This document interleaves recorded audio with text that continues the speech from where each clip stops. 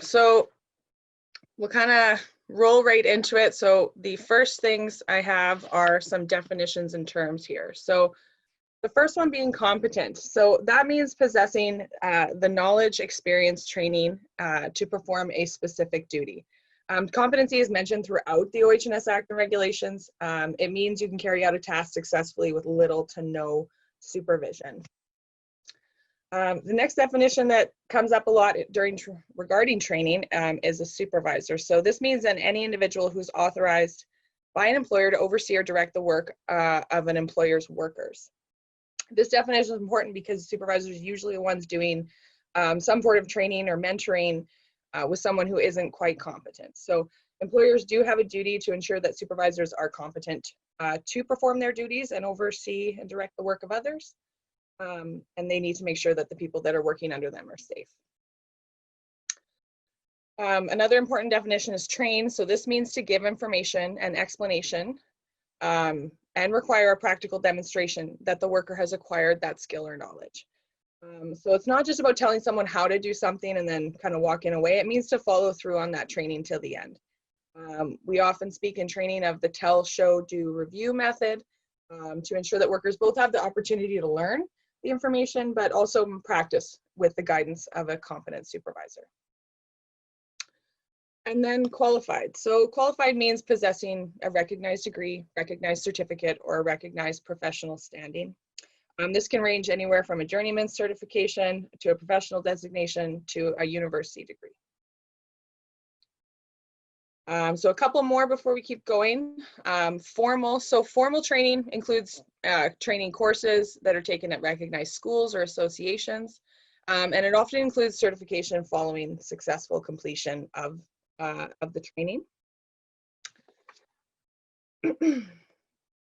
Informal training. So this is something that often happens every day and people kind of overlook it. So anything from safety meetings to toolbox talks, job rotation, or even coaching and mentoring programs can be considered an informal method of training. Just because it's informal doesn't mean it's not documented. So we stress the importance of documenting all forms of training, whether they're formal or informal. And the final definition to talk about here is due diligence. So these are reasonable steps that are taken by a person to satisfy a legal requirement. We're going to talk more about this, what it means in a few slides. So again, just some different models of training. They can take many forms. They can be offered by a wide range of organizations. So again, like I said, accredited schools, degrees, diplomas, trade schools are a method of formal training. Industry accepted programs, so designations or awareness courses or workshops and seminars. Formal in-house training, so that can be anything site specific, such as orientations or experience hours if you're collecting hours for either a journeyman certificate or other things. Or as well WMIS, so we have like a WMIS train the trainer course, so a lot of companies, they do that in-house training. So that's a formal method of training. Informal training. So again, this can include anything from toolbox talks that are documented with names of attendees and the information discussed.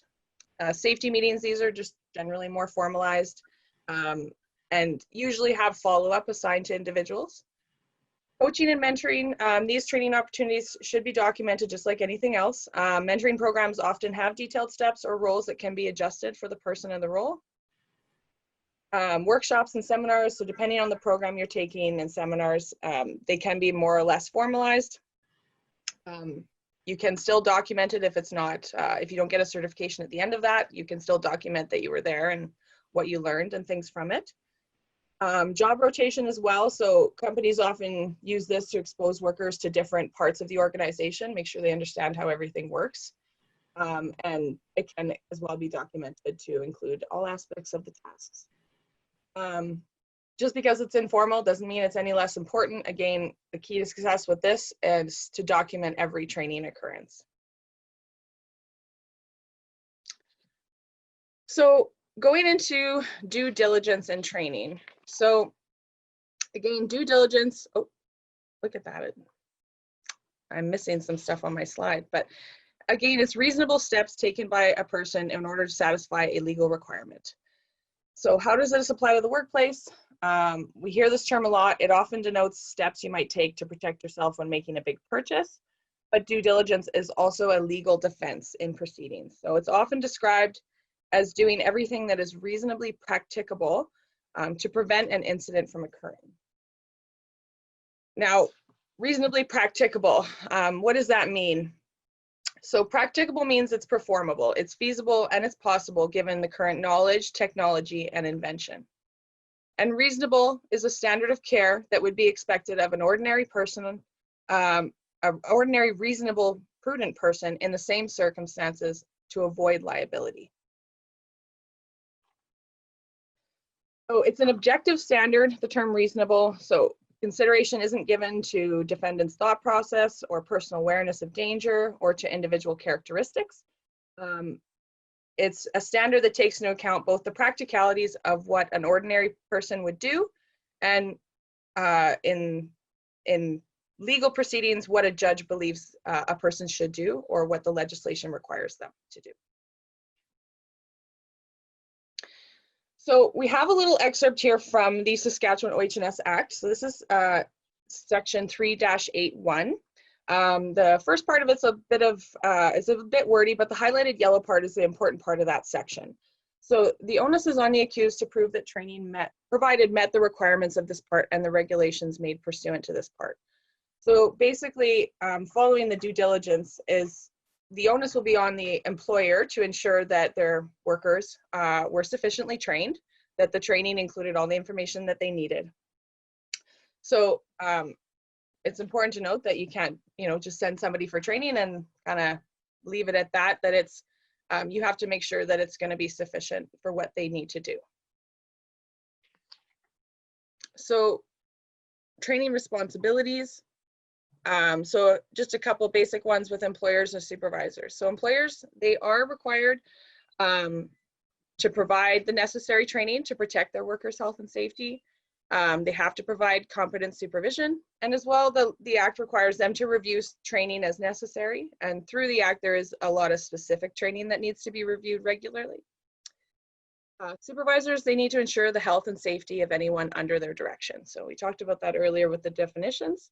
And they also have to ensure that workers comply with the Act, as well as regulations and company policies. Workers also have some general duties when it comes to training. So workers all have to comply with the Act and regulations. That doesn't just apply to the employer. Protect your own health and safety and that of others. Use the safeguards, appliances, and the personal protective equipment provided, and participate in and utilize the training provided as well. As well as you're responsible to follow any written safe work practices or procedures that your employer has provided. Now with reviewing or refreshing training, so some courses may require annual review, such as WMIS, to make sure that everything's up to date and people have the right training, or anything site specific, so things like orientations might need to be updated to make sure that they have the most relevant information.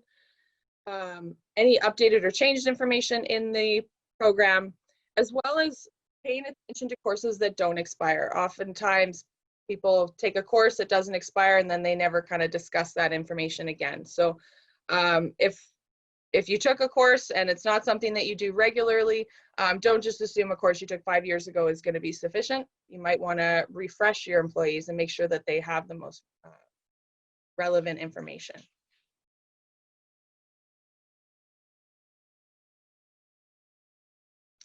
So with ongoing training is never just a one and done.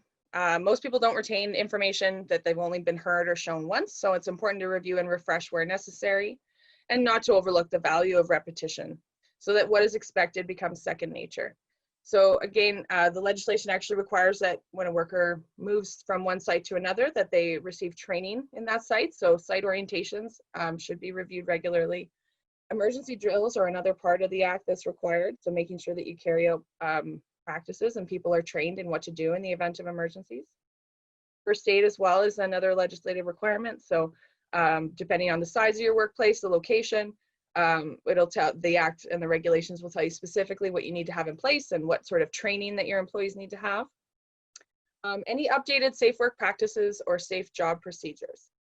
So as those get updated and reviewed, if you're part of, or if you're a core company or C Corps, that's something you're probably very familiar with, making sure that people have that information. And of course, any new products that come on site, new procedures, new PPE, we need to train our people in order to use them properly.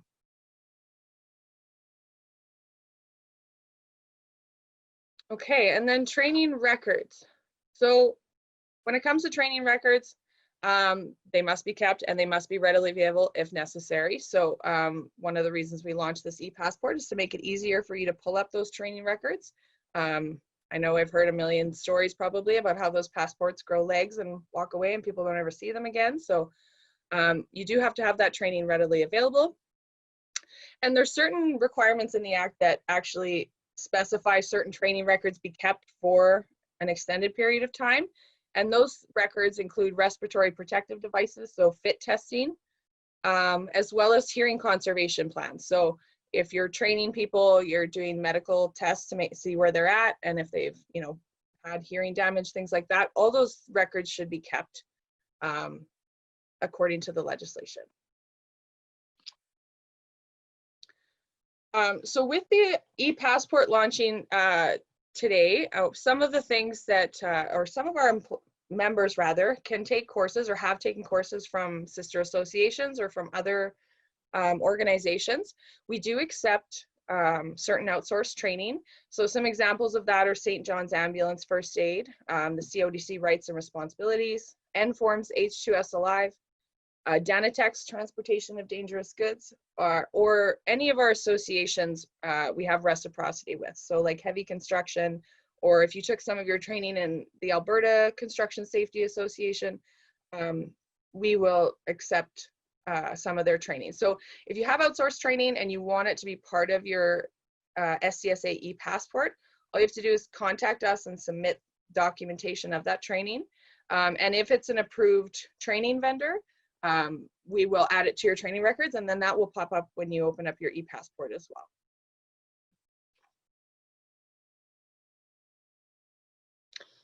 So some training opportunities and requirements that are often overlooked. So basic PPE.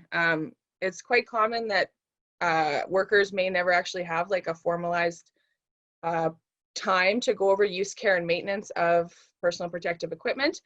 This can't be stressed enough with the way the world is working right now and how much PPE people are using. So making sure that they understand how to use it, how to care for it, and what its limitations are. Again, company-specific safe work practices and safe job procedures. So these aren't just meant to be developed and then to sit in a binder on a shelf forever and no one ever to look at them. So making sure that people understand how to do, or what's expected of them, I should say rather, and how the company wants them to carry out their tasks. And again, any site-specific orientation. So orientating an employee when they first come on is great, but they do need to have orientations when they go to each work site.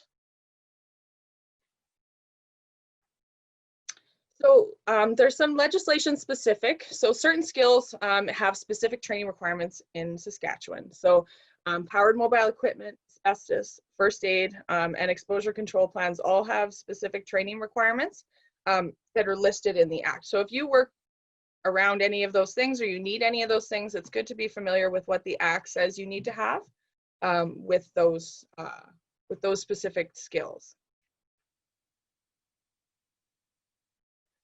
So just some training FAQ. So do employers have to pay wages while training? So I have an excerpt of the Act there that says the employer shall ensure that the worker does not lose pay or other benefits with respect to time during training. So yes, an employer does have to pay a worker to attend training, and as well, they may be required to pay for the training itself, depending on what it is.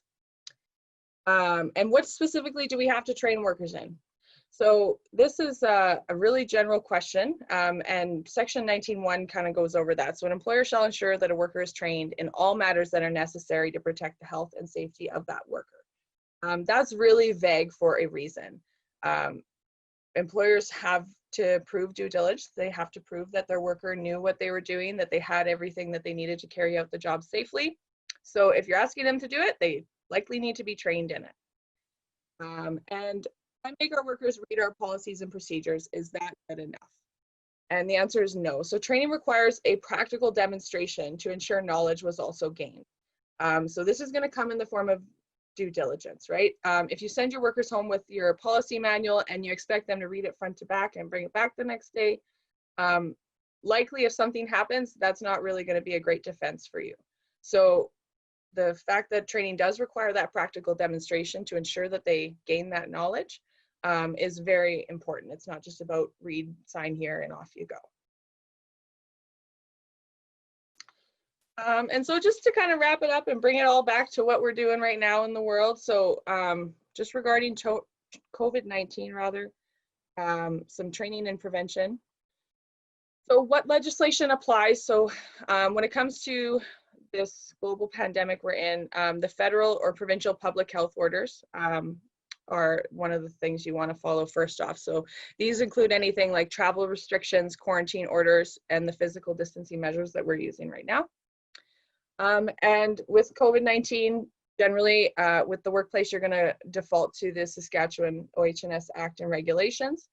And I just listed some things there that you might want to review if your workers are at risk of being exposed. So there is Section 85 is exposure control plan. So it talks about respiratory protective devices and how to develop that plan. Again, training of workers and what the responsibilities are. PPE general responsibilities on training, fit testing, things like that, as well as respiratory protective devices is a good section to review and make sure that you understand what's required. So again, so pandemic specific training. So I know this is new and this is the world's busy and we're all trying to make do right now, but we do have to train our workers on how to carry out their jobs safely. So making sure that we have an exposure control plan if you are one of those businesses that is working with the public or you know, in homes, things like that. Likely you have new PPE that's come into your workplace, so masks, shields, guards. Again, we need to train our guys in the use, care, maintenance, and limitations of that PPE. Any new safe job procedures. So again, this is something that you're likely already doing. So working with the public, eye strain procedures, improper working posture, and psychological well-being are all important things to keep in mind and to train our workers to make sure that they're successful, whether they're working from home, working on site. As well, reporting procedures. So what to do if you feel or a worker has been exposed or potentially exposed, there was an incident, you're working alone or remotely. Check-in procedures, things like that. So making sure that people know what's expected of them and what the company is going to do to protect them. And then just some training resources here. So again, SCSA Advisory Services, if you don't know us or what we do, please give us a shout. We can help you develop these programs, come up with procedures and practices to make sure that that workers are trained and they have everything they need. Again, Ed had mentioned the e-passport, so my.scsaonline.ca is where you will be able to open up that passport or activate your account if you haven't already. If you don't have it downloaded, the SCSA Guide to Legislation app is very helpful. We have links on there about common parts of legislation, like confined space, fall protection, and it just gives you a breakdown of what the legislation says and what the requirements are. And again, scsaonline.ca, under the resources tab and safety documents, you'll find a lot of different sample forms. If there's something that you're looking for that isn't there, again, call one of the advisors and we can help you either develop it or maybe find an example of it somewhere else. And that's it for me, guys.